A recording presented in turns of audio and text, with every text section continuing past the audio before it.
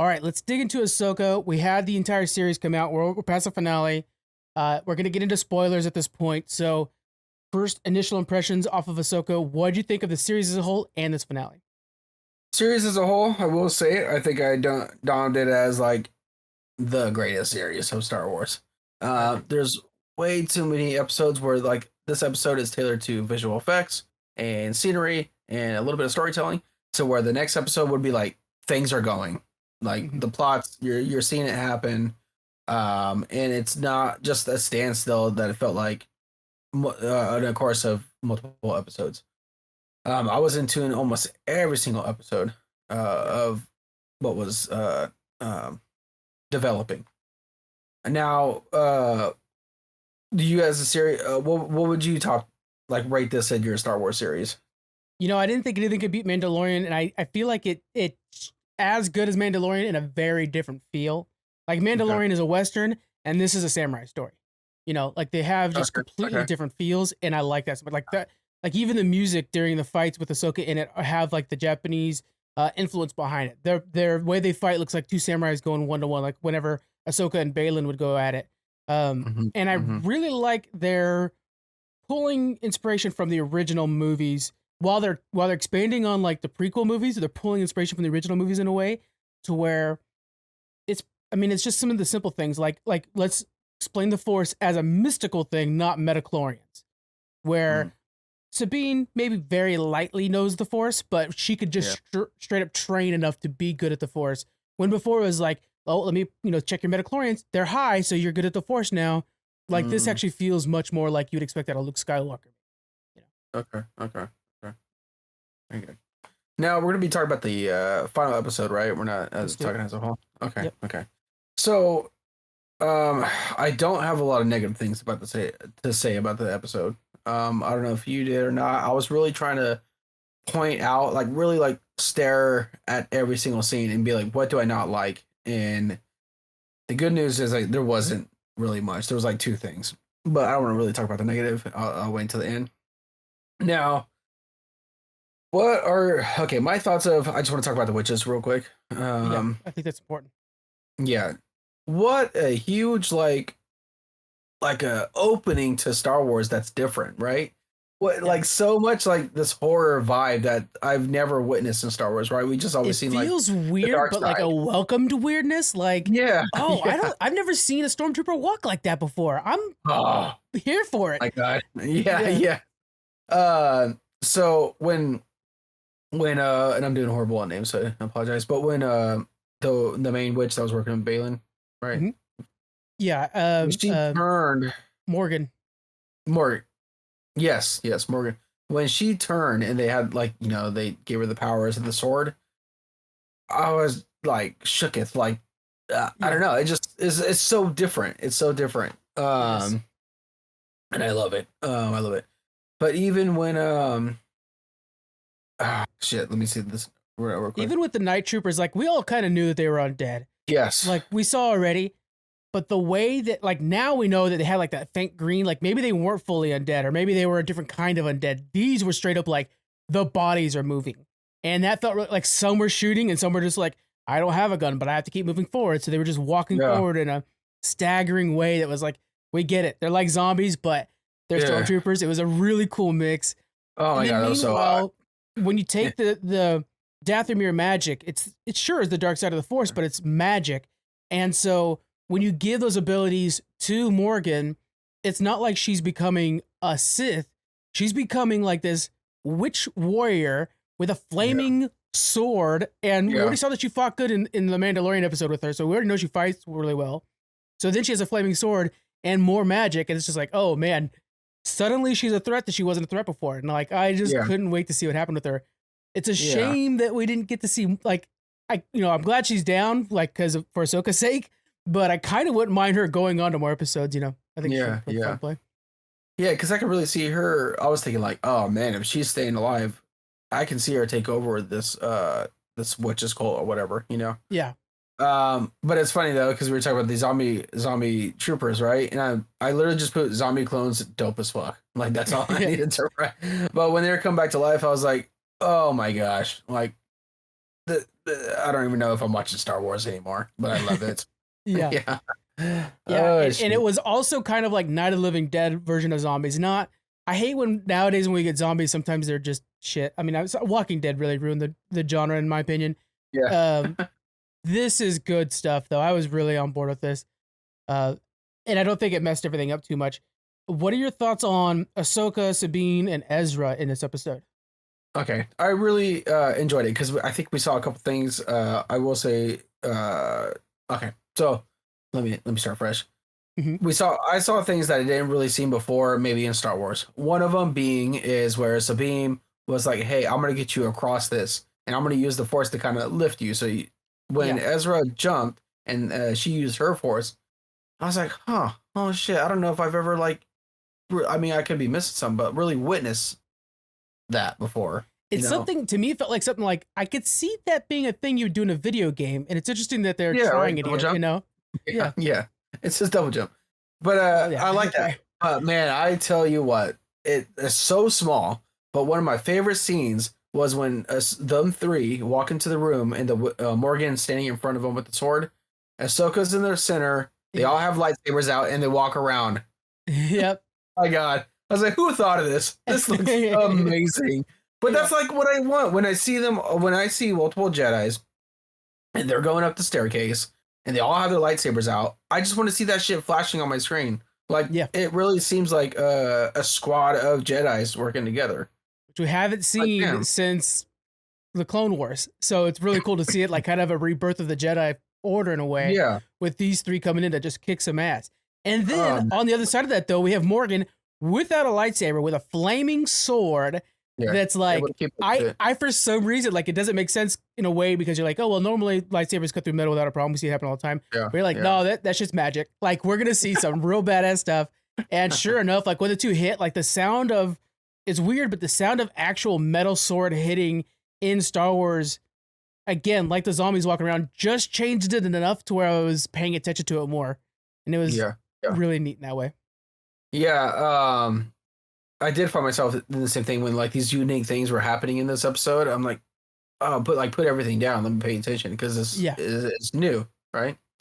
Which is nice because how much Star Wars that we've had, and we could finally, well, I don't want to say finally, but there's been so much Star Wars lately that now, even with all that going on or has happened, we're like, oh damn, I haven't seen something like that before. I know. Um, That's pretty yeah, impressive. and that's sweet. But man, yeah. Anyway, real quick, that super small image of them in that one room, and then the Sabine and Ezra walking around like Yeah. mugging right with the lightsabers out. I'm like, yeah, that's so fucking sexy. Yeah, And they still yeah, moved on. I thought for sure they were just like, because Ezra younger for sure would have just charged in. He wouldn't have listened to what Ahsoka said. yeah, But this yeah. Ezra went ahead around it, which I think is pretty good. I also like the part where they're fighting all the incoming stormtroopers before they become zombies. And Okay. and I like how Ahsoka saw that Sabine wasn't quite there with the saber and said, Sabine, blasters. And then Sabine went to the Mandalorian style and started shooting everybody up. And it was like, that's just knowing the strength of the group around you. And, you know, and just they were much more successful that way. Then after Yeah, that happened, you saw that Ezra's like, okay, I'm going to go up and start slicing and dicing.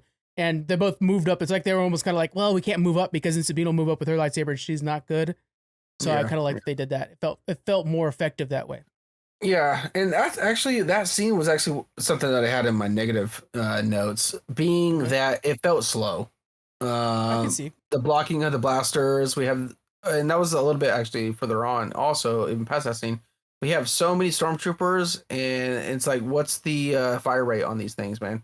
Like, because Yeah. it just you got so like there's so many of them. And it's like, how are these just not popping off? You know. Yeah. So the blocking felt slow to me, but I did like the scene itself.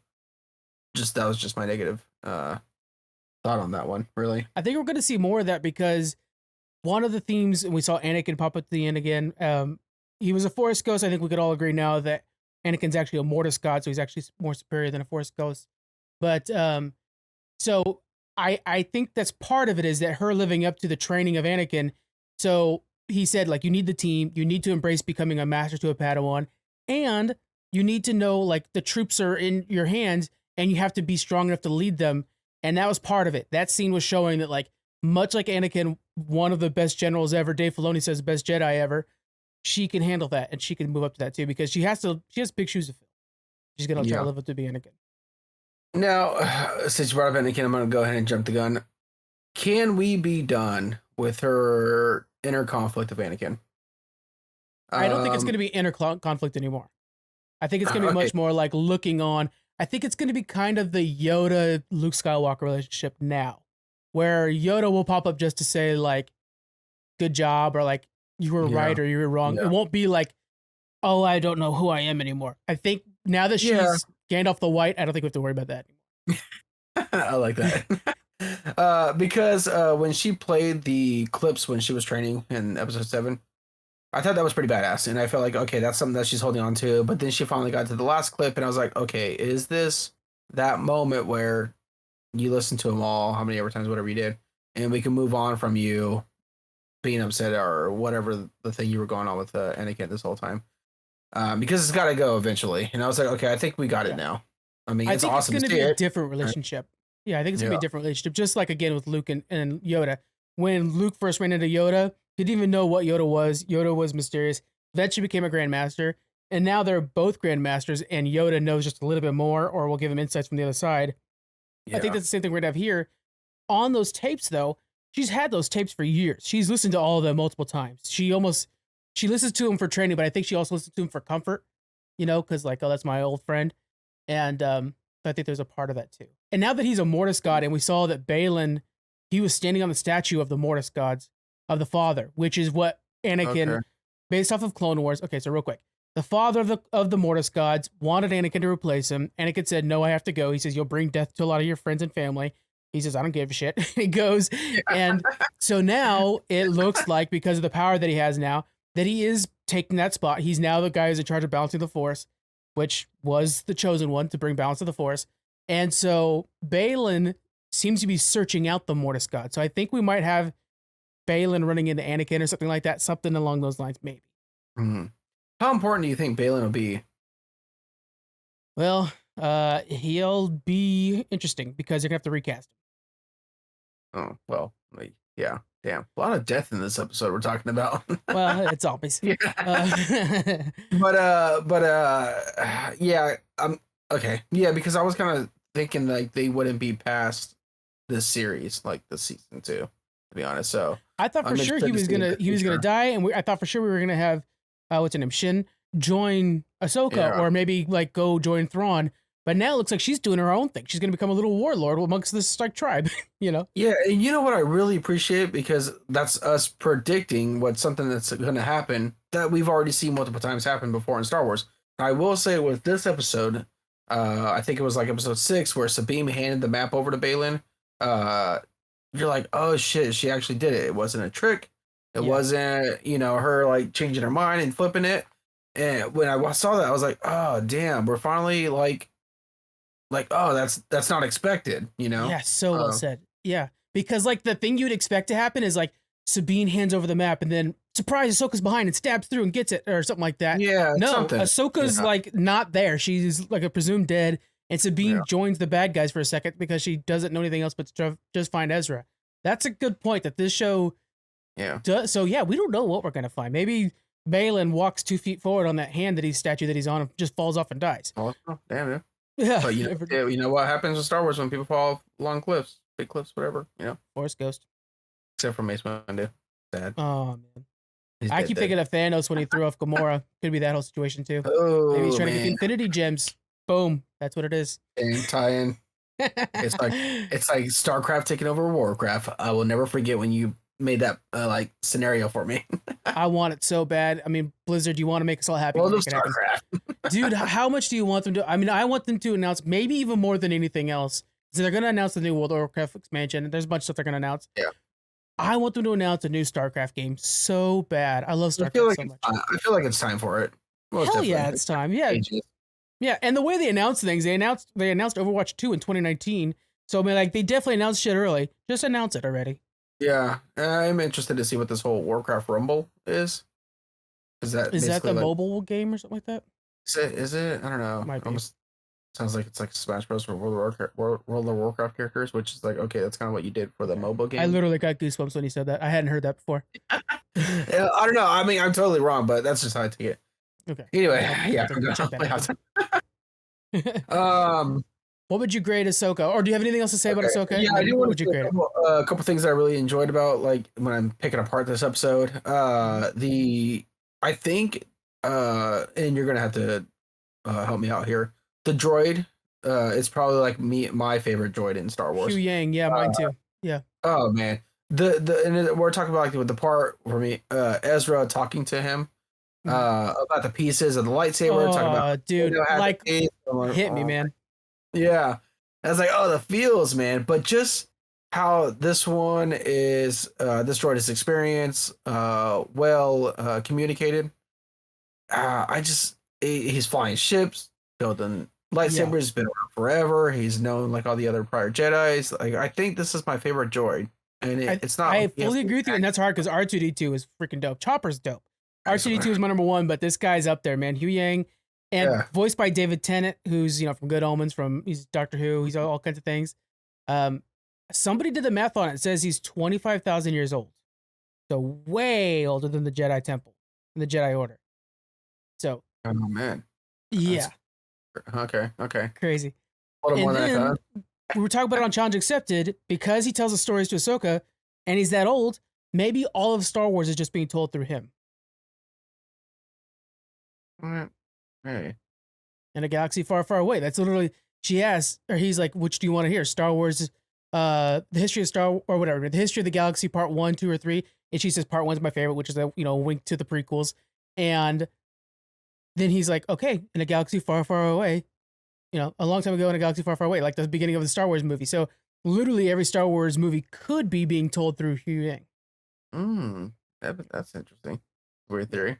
Wish I had that time in my life to just calculate how old he would be and shit like that. But it's true. Let's see, because I had quite a bit of comments that I wanted to bring up on. Yeah. One thing that I did like is which reminded me of like an Obi-Wan and Anakin thing was when Hugh Yang, saying that right, was saying why Ahsoka was hesitant on training Sabine because of what she might become, and that is when the Mandalore was basically destroyed. So using like her powers of revenge, and I was like, oh my gosh, that kind of what you were getting those vibes sometimes when it came to Anakin and Obi, and I'm like, damn man, like just little subtle things that I don't know, maybe I just in the zone on this episode. Not only that, but she knows that when a Jedi gets angry or too attached, she's seen it with her own master, becomes Darth Vader. So like I think she's so afraid of the Darth Vader situation that it really messes up her choices. Yeah, I don't know. I really like that.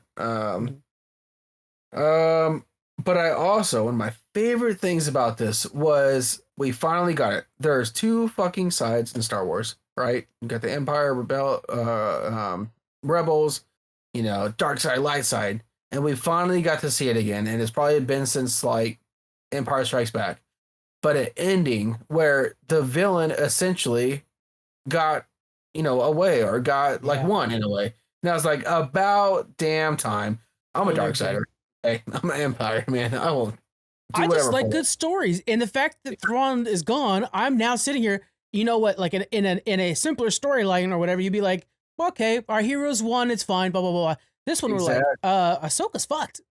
The galaxy's screwed. Like.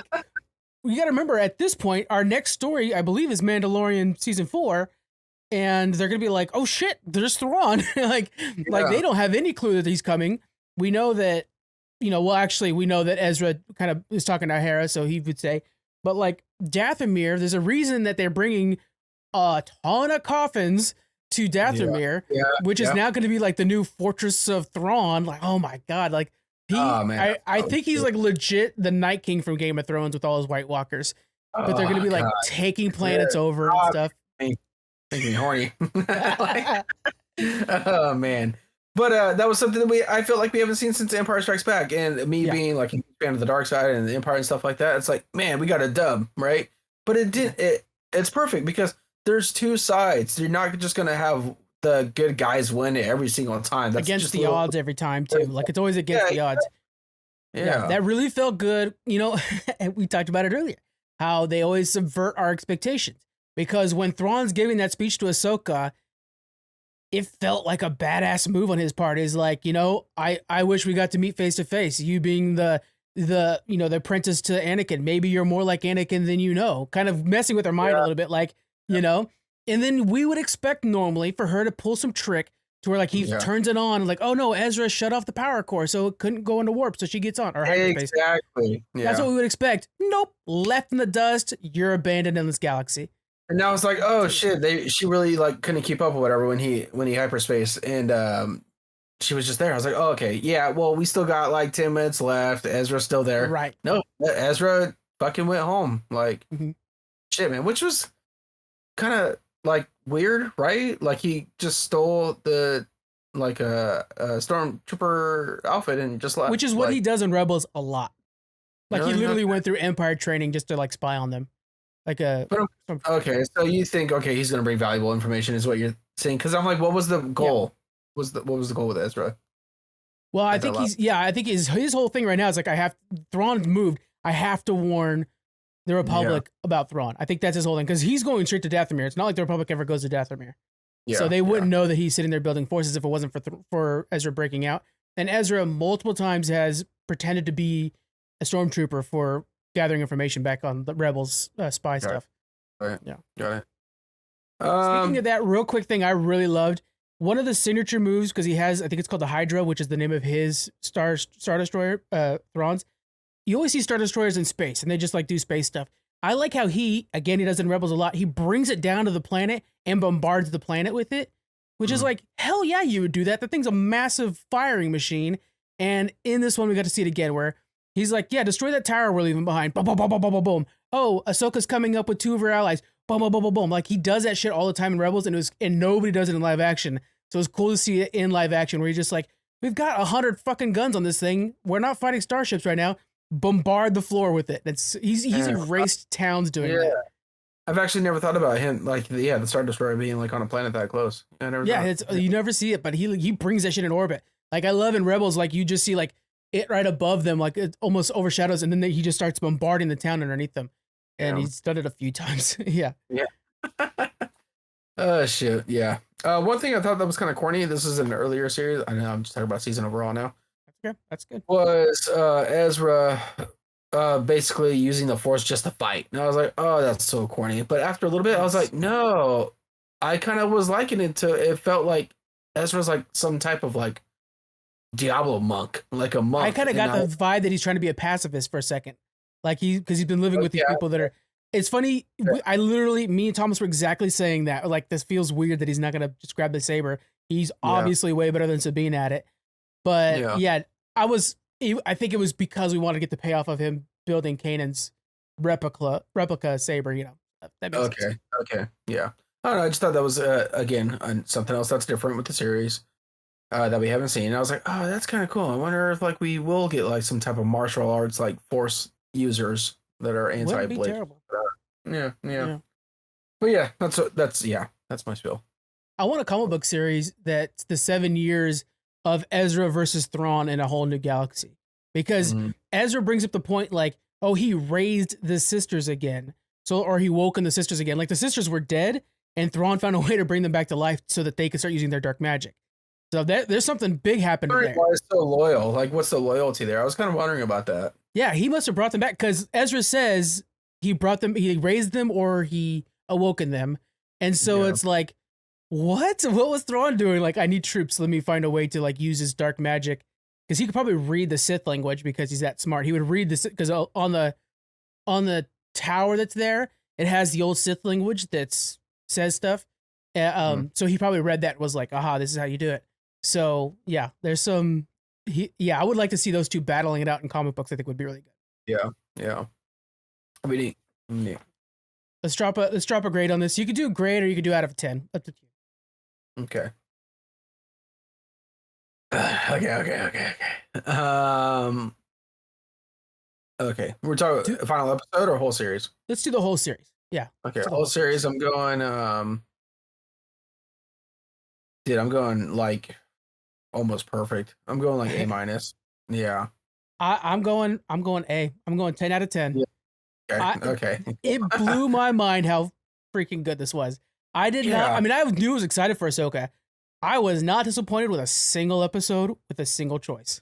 Dude, it almost felt like something awesome was happening each episode. Oh Yeah. my goodness. Yeah. In the And- beginning, I feel like really started picking up after 5 because the 5 is with the whole Anakin Of course. flashbacks. And 6 was like, okay, shit's like happening. Thrawn and all that and witches and whatnot.